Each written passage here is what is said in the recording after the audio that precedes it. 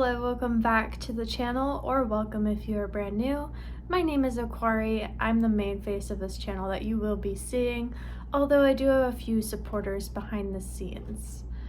Now, if you are interested, we do have some links in the description of every single video and the about page of our YouTube channel that you can check out to donate to. They're animal related organizations you can donate to on your free time or whenever you feel as if you want to. Today we're going to be talking about what foods are deadly to cats. Now, some of these foods might not be deadly in small quantities, so keep that in mind when I say deadly. They just should not be eating a large amount of most of these foods. And I will say this at the end, but I have all of my research links down in the description below. So if you're interested in finding out more about certain things that I did say on this video, go ahead and check that out. So let's get started. I have some cats in the background. They're being a little crazy today. Okay, so I'm gonna say this because I said this in the last video for the dogs. If you feed any of your cats these foods, I would suggest not commenting, because although you might feed your cat these foods and they are fine and you can reassure people till the end of time that they're fine, but all cats are different. So telling someone, yeah, it's fine, I don't know why she's saying that. Keep in mind, all cats are different. All cats have different tolerances. All cats have different personalities. It's like telling someone, yeah, I don't have that allergic reaction, so you should be fine. But then someone reads that and be like, oh, okay, well, I have that allergic reaction, but I'm assuming because they don't have that allergic reaction, I'll be fine. See how that just doesn't make any sense? So please just don't comment that unless you have research to back it up. And even then, I just suggest you don't comment saying that your cat's fine because they ate this. Just talk to your vet and everything should be good with your vet. So this is a list of absolutely all foods that I found that cats should not be eating. So we're going to cover this. It's going to be quite lengthy and for the video. So sit back, relax, well, if you're able to, and let's discuss these foods that cats should not be eating. So first we have onions, garlic, and chives. So cats that have been eating it in large quantities or just any amount at this point, it can damage red blood cells, which can cause anemia. And this involves the seasonings like onion powder, stuff like that, or the actual thing, like an actual onion or an actual like fresh chives, right? So it goes either way. So it can cause some lethargy, which is just excessive tiredness, weakness, a reduced appetite, and blood in urine. These are all of the symptoms, but it doesn't mean that your cat will have all of them, maybe one or two. But yet again, talk to your vet, please. The next one is too much tuna. Now, we're not talking about absolutely any tuna you shouldn't feed your cat, because I do it every once in a while, which is recommended to be okay. Just don't do it like every single day, just every once in a while, because the cats can get mercury poisoning if they eat too much tuna all the time. So every once in a while is perfectly fine. Also talk to your vet about this, please. So the next one is green tomatoes and green raw potatoes. So these two items are part of this family, and I know I'm gonna butcher this, but it's Solentiaceae. I'll just put it on the screen so that way you can see what the word is. The reason I bring up the family is because this family has included within it deadly nightshade, and it also contains glycolide solanine. I am so sorry about butchering this, but yet again, I will put it up on the screen so that way you are familiar with what I'm saying. Oh, baby. Oh, baby. Oh my goodness, I love you. I love you. Well, that was a Tigger segment. All good. Till you get all this hair. Eating these green tomatoes or potatoes can cause gastrointestinal issues. Sorry, it's not funny, it was funny because of how I pronounced it the first time. And this is especially with the stems and leaves. So if you have your own little garden, you want to make sure your cats aren't really eating that sort of stuff. Just watch your cats when you put them outside if you have a garden, if it's not like secluded, like gated off from the cat. Sorry, Rue is being a little mean to me today. Rue, what are you doing? Also, small amounts of tomato that is ripe is completely fine because there is some in pre-made pet foods, well, cat foods in this situation. So it should be fine if the tomato is ripe, not green. The next one is alcohol. This is quite obvious. You do not want to be letting your cat near alcohol. If it's by accident, you might want to need to call like animal poisoning, like a hotline for that, just so that way you're rather safe than sorry. You don't want to be losing your cat just from an accident, but please just don't do that intentionally. Alcohol is very deadly to cats.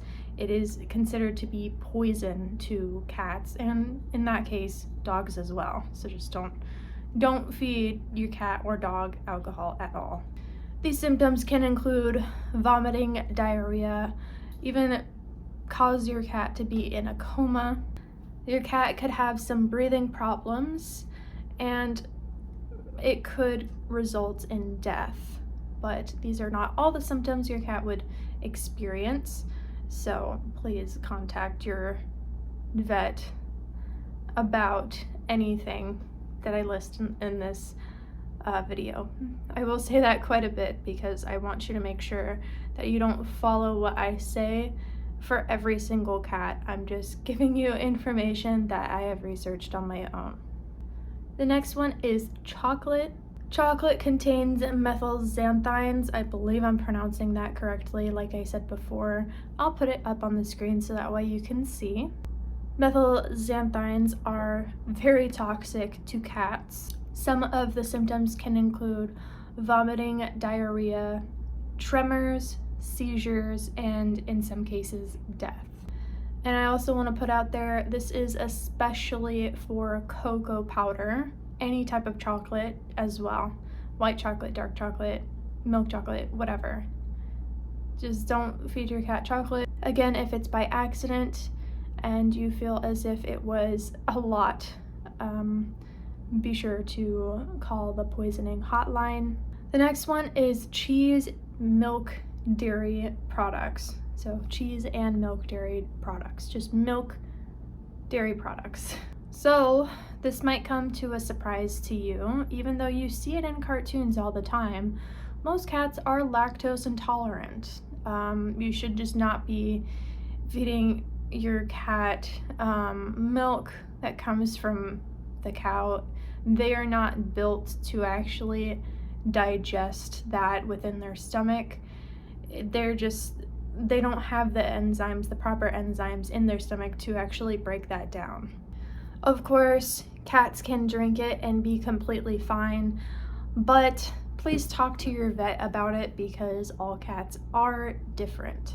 Some of the symptoms can include vomiting and diarrhea just because it does not sit well in their stomach, and it's because they're lactose intolerant. So it's pretty much, in some senses, the same as humans being lactose intolerant, being on the toilet for a long amount of time. Just have some sympathy for your cats in that sense. The next one is dog food. Now, this I believe would be quite obvious. You do not want to feed your cat dog food because it's dog food, not cat food. A little nibble here and there won't be bad for the cat. It's just for a long period of time of them eating strictly dog food. Like if you share a home with dogs and cats and they eat each other's food every once in a while, it shouldn't be terrible, but dog food and cat food is made specifically for dogs and cats. So it can cause malnutrition for dogs or cats to continuously eat the other's foods, specifically and strictly the other's foods, because that's not what they're made for. Dog food is not made for cats, and cat food is not made for dogs. So please do not feed your cat dog food. It's in the name. Do not feed your cat dog food. Also, I saw this on TikTok not too long ago, but someone's feeding their cat litter and thinking that's okay. If you believe that your cat should be eating their own cat litter, which is basically their toilet, so eating their toilet in a sense, you should not be owning a cat. For some this is quite frustrating, and it's not a joke. I mean, there are people out there that believe that their cats are okay to be eating their cat litter and literally nothing else. Which at that point, that cat's eating the litter being like, well, this is the only thing I get, so might as well just eat it. Sorry, Rue's being mean to me still. But I feel as if there should be a test to be taken before owning any animal at this point, because I have seen so many people on TikTok just not know the right way to like take care of an animal correctly. Even my own family they're not familiar with how to properly take care of animals, and it goes for any animal. So just my personal belief, I believe there should be a test to be taken before you own any animal. Why would you feed your cat litter? I mean, it's called reading. You can read and you can research. It's free. Google is free. Go to the library if you don't have a computer. It's free. I don't know, it's quite frustrating, and I just wanted to share that because apparently that's a thing that people are doing, and that is extremely wrong. Very frustrating. But that is one of the reasons why I would love to open the Animal Rescue Center, because our Animal Rescue Center will have a test before you can adopt absolutely any animal to know that you are competent enough to take care of another living thing other than yourself. Just wanted to put that out there. Very frustrating. Small little rant, but don't feed your cat litter. Don't do that. It's their toilet. The next one is grapes, raisins, and currants. All of these causes kidney failure if eaten too much of. So let's say you have a baby, like I will here soon, and your baby eats their grapes, their raisins, but drops a lot of it on the floor. You want to monitor that with cats if you have any, and this goes for dogs as well because it was on the dog list too. I know that people treat their animals like garbage disposals whenever they have children that like to throw food on the floor. You just want to be very careful with that. Don't feed them an excessive amount of the raisins, grapes, Also, it might not be intentional, but if you feel as if that is concerning enough to you, you can always close your cat off in a different section while your baby eats. I'm sorry, I'm looking down because I'm trying to see what Rue is doing. She keeps knocking food down on the floor and then eating it off the floor. She likes to play with her food before she eats it, which is weird. So that's what you're gonna hear in the background because that's literally right next to me. I could see what she's doing. So I'm sorry about that, but that's what's happening. Now, the next one is raw fish and meat, just any raw meat in general. So I know that some people out there do actually feed their cats raw meat, raw fish, raw meat. So the reason you don't really want to feed your cat raw meat is because it can contain bacteria and cause food poisoning, and that includes salmonella. So you want to be very careful with that, especially for this one, talk to your vet if you really want to have that sort of diet. Very, very, very highly recommend you talk to your vet about any specific diet you want your cat to be on, if it includes something like the raw meat. Next one is uncooked eggs. So this can cause Salmonella, E. coli, and the uncooked eggs can have bacteria. This goes along with the raw meat. So again, please talk to your vet about this. They go to school for a long time to be able to know the right answers, and especially for your specific cat. Like I said, all cats are different. The next one is xylitol. So xylitol is found in candy, gum, baked foods, and even diet foods. So keep that away from your cats because it is considered to be poison. If they eat gum, it can get stuck in their digestive tract. They're not supposed to be eating human food. Literally, they're not made evolution-wise to be eating human food.